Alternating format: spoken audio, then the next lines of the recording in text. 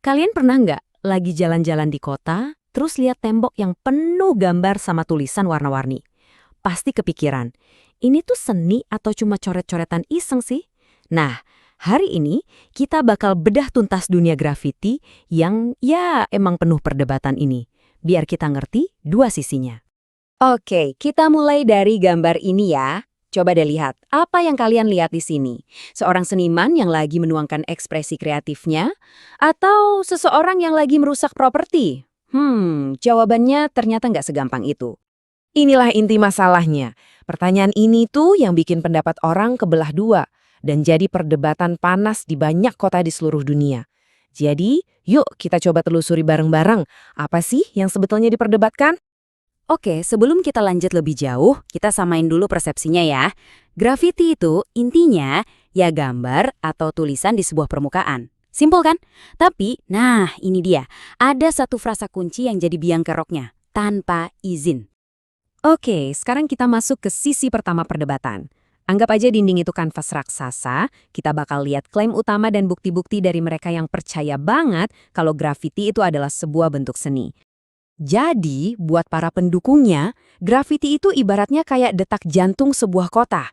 Ini bukan cuma cat di tembok loh, ini adalah suara buat mereka yang mungkin gak punya panggung lain. Sebuah bentuk komunikasi dan kreativitas yang unik dan kuat banget. Terus, apa aja argumen mereka?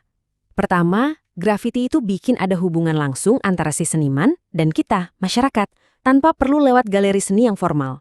Kedua, setiap karya itu beda. Bener-bener nunjukin gaya si seniman.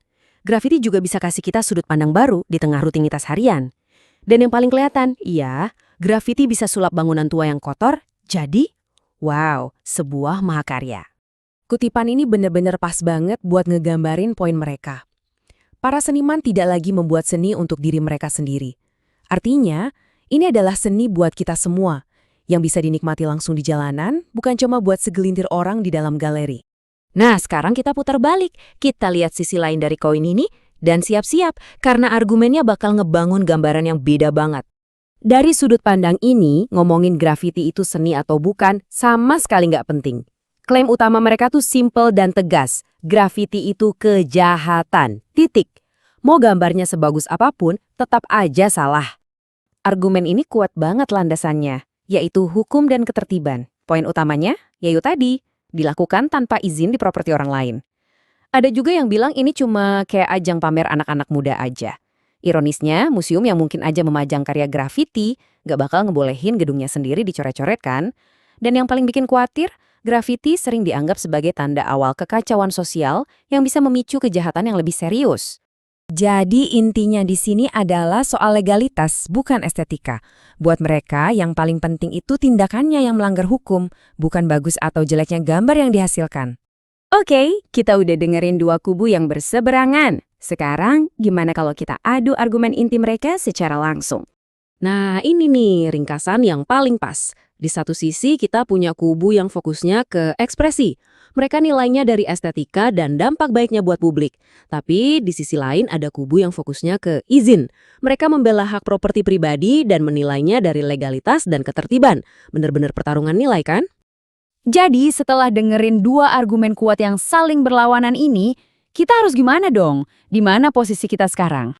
Ini membawa kita kembali ke pertanyaan awal, pertanyaan paling dasarnya.